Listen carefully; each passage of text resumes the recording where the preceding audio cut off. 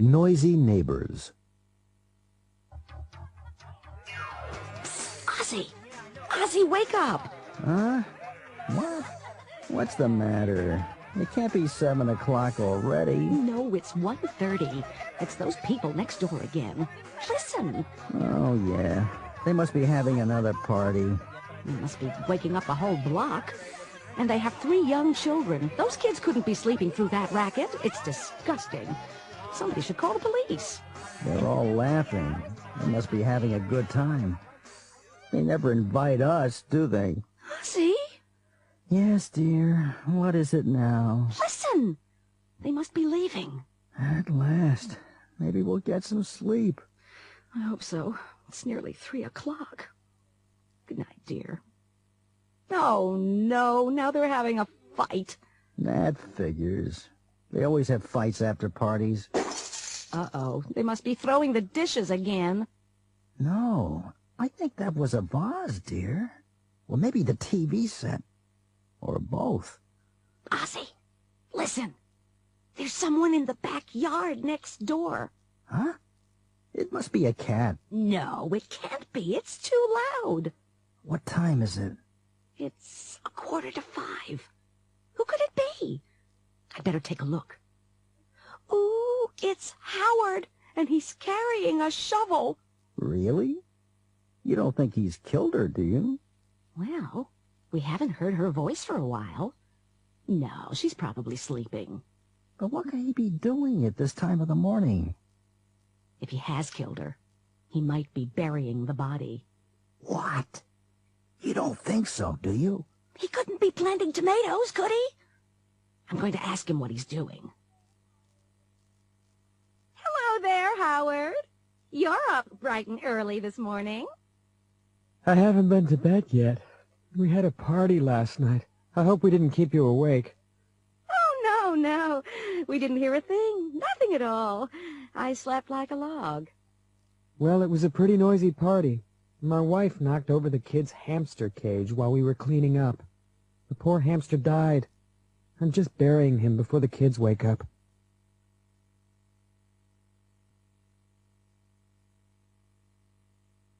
A sparkling camp. It's Friday afternoon in June at the Takabachi Summer Camp. The camp counselors are supposed to be working, but they aren't. The camp has to be ready for the first summer campers. They'll arrive tomorrow. The counselors have had lunch, and they're taking it easy in the counselors' lounge. Their camp director has just opened the door. He's brought the duty roster with him, so he knows exactly what each of them should be doing. Hey, what's going on here? Terry, what are you doing? I'm watching TV. And what are you supposed to be doing? I'm not sure. Well, let me tell you, Terry. You're supposed to be cutting the grass. Oh, right. I'm sorry. I'll get right on it.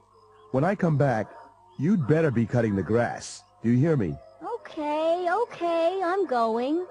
Get a move on, Terry. Remember the Takabachi motto. A sparkling camp by the sparkling water.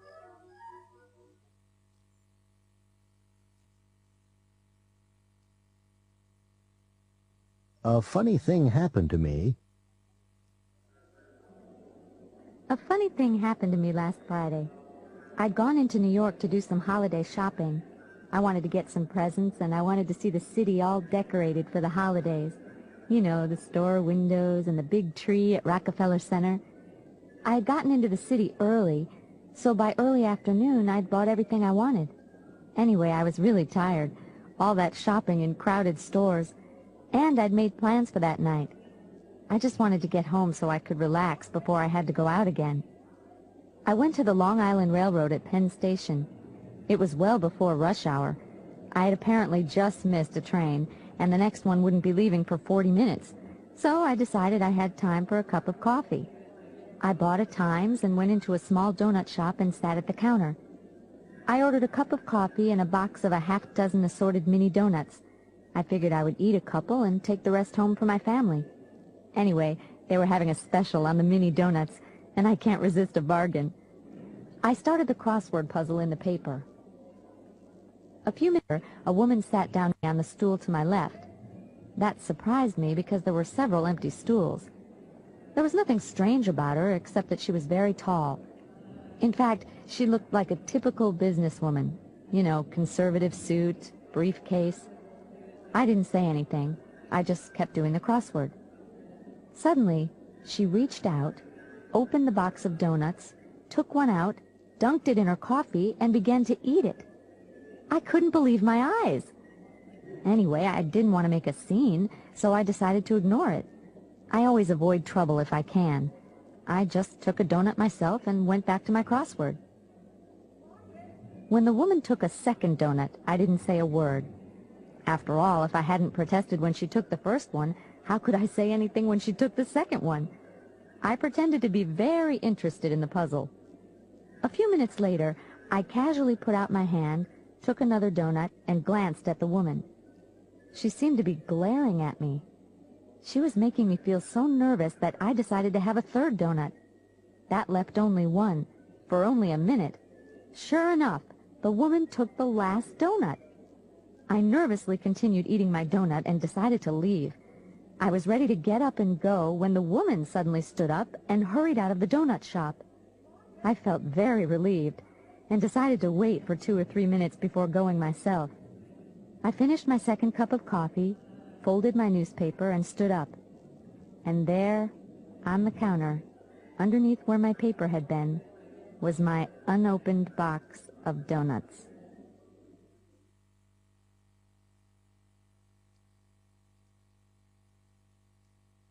Murder in New Orleans. Charles Beresford Tifton was found dead on the floor of his study in the Tifton family mansion in New Orleans. He had been shot 5 times. There were 5 people on the estate, and they all heard the shots at about 4 p.m. The police have taken statements and made the following notes about each of the 5 people. Lydia Tifton's statement. I was reading in my bedroom on the 1st floor. I heard the shots. There were 4 or 5. I wheeled myself into the hall. The study door was open. Ruth Ellen was standing in the doorway screaming. Benson was standing at the French windows. The gun was on the floor next to my husband's body.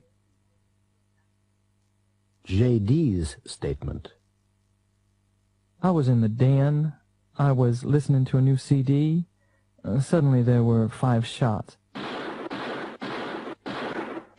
I thought it was Uncle Ike at target practice. Then I heard a scream. It sounded like Ruth Ellen, so I opened the connecting door to the study and saw Big Daddy lying there, Benson at the French windows, and Mama and Ruth Ellen together in the doorway to the hall. I couldn't believe my eyes. Ruth Ellen Potts' statement. I was in the living room, writing my resume. I heard the shots and ran across the hall. The door to the study was open. There was poor dear Charles, Mr. Tifton, lying in a pool of blood. I started screaming. Benson came in through the French windows. They were open. Then Mrs. Tifton arrived. She didn't say a word. She just stared at me. Benson's statement. I was about to take my afternoon walk. The doctor told me to walk twice a day for my heart. Anyway, I had just come out of the back door, and I was walking around the corner of the house when I heard shooting. I ran across the lawn to the French windows. I saw Mr. Charles's body and Miss Ruth Ellen in the doorway. Dwight Dubois' statement. I was out by the pond, fishing in my usual spot, when I heard the shots. I hurried through the trees toward the house. I saw Benson running across the lawn toward the study. When I got there, everybody was in the room. Poor old Charlie was dead. I know a dead man when I see one. After all, I was in the army during the war.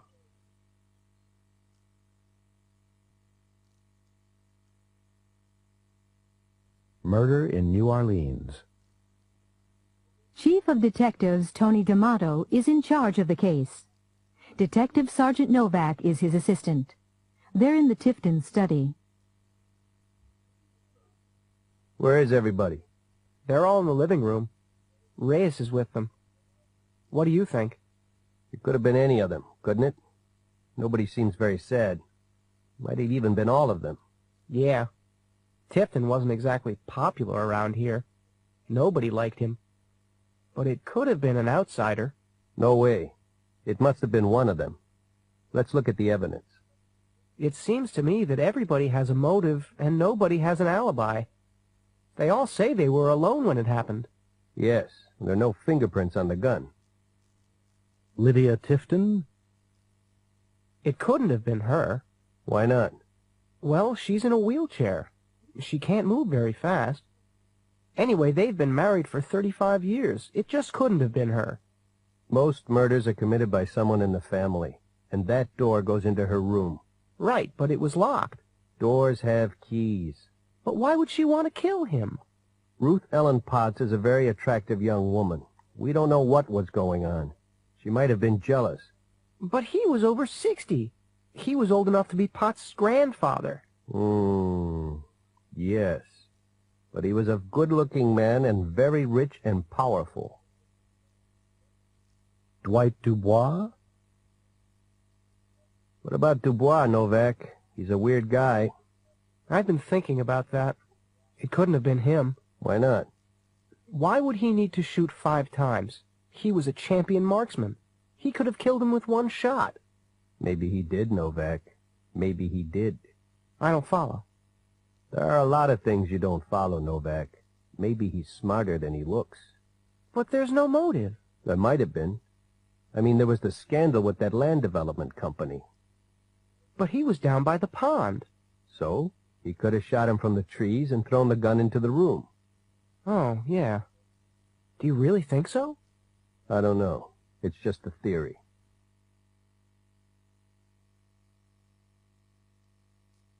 Call in. You're on the air. Good evening. I'm Harry Baxter, and this is Call In on radio station WLFM. We're talking tonight about government services. Do you think you're getting what you've paid for? What's your opinion? Call in. We'd like to hear from you. The number is 555-1785. Call in. You're on the air. Hi, Harry. My name is Stuart Amos. I'm a salesman, and I have to drive a lot. Why is it that there's always construction going on all the alternate routes at exactly the same time?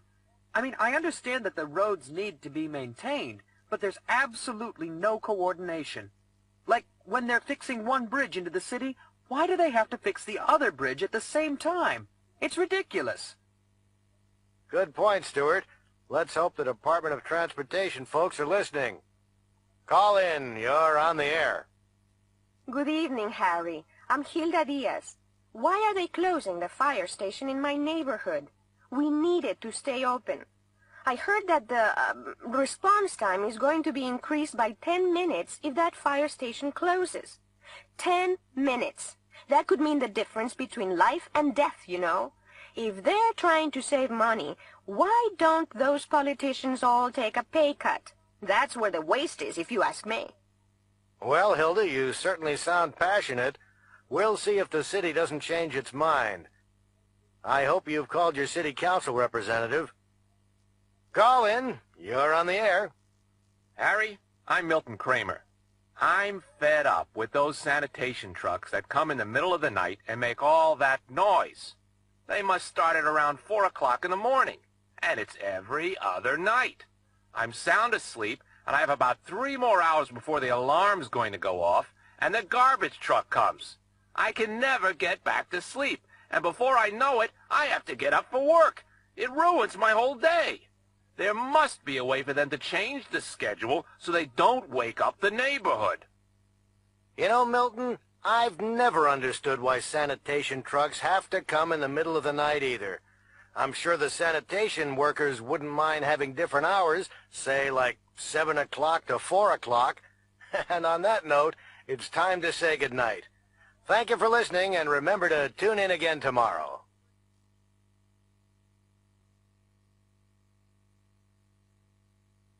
Making a complaint. Good morning.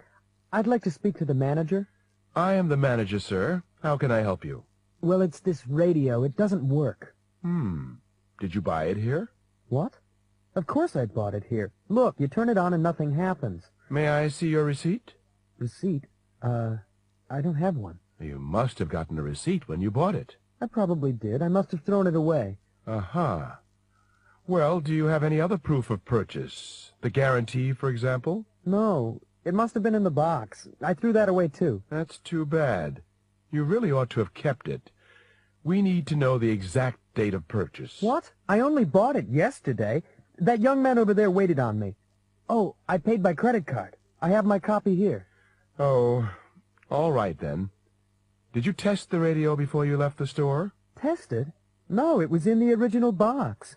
I expected it to work. It wasn't some cheap radio. It's a good brand. You should have tested it. Come on, stop telling me what I should have done and do something. Either give me my money back or give me another radio. There's no need to get impatient, sir.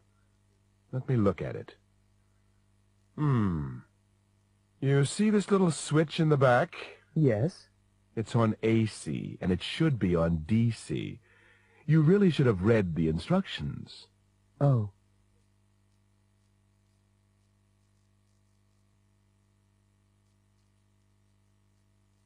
The Mary Celeste.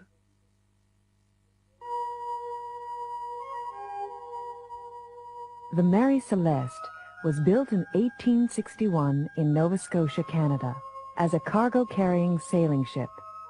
When it was launched, it was given the name Amazon. It was not a lucky ship. The first captain died a few days after it was registered, and on its first voyage in 1862, it was badly damaged in a collision. While it was being repaired in port, it caught fire. In 1863, it crossed the Atlantic for the first time, and in the English Channel, it collided with another ship that sank. The Amazon was badly damaged itself.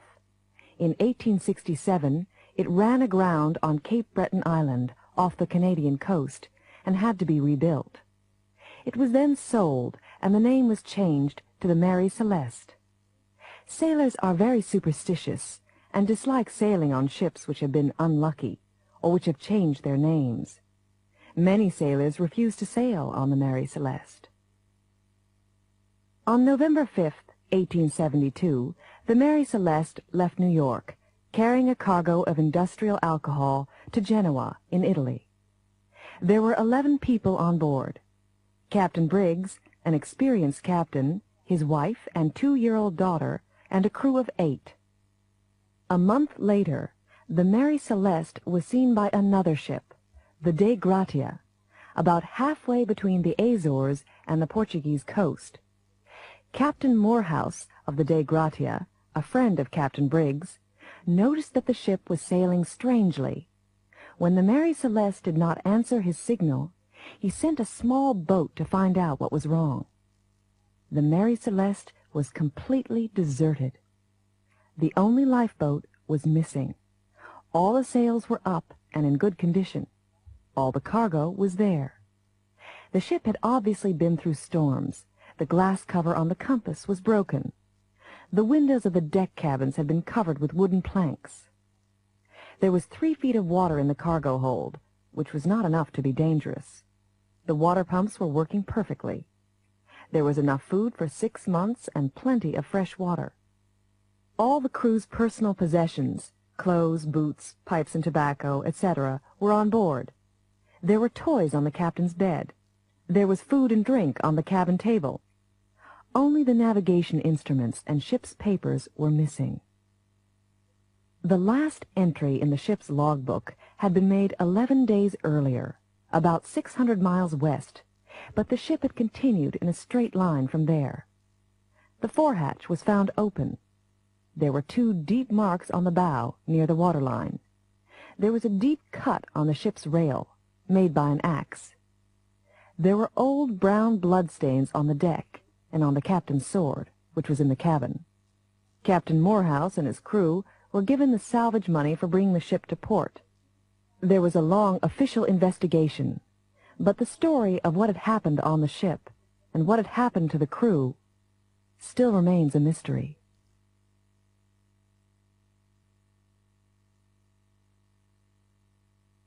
What do you think happened? I don't know what happened, but it must have happened suddenly. Why do you think that? Think about it. There were toys on the captain's bed, weren't there? The kid must have been playing, and they must have interrupted her suddenly. Yes, that's true. And food was on the table. They must have been eating or getting ready to eat. The lifeboat was missing, right? They could have been practicing their emergency drill. They must have gotten into the boat and launched it. All right. But what happened to the boat? Well, they may have been rowing the lifeboat around the ship, and there must have been a gust of wind. Then the ship could have moved forward and run down the lifeboat. That explains the marks on the bow. Come on. They couldn't have all been sitting in the lifeboat. What about the captain? He should have been steering the ship.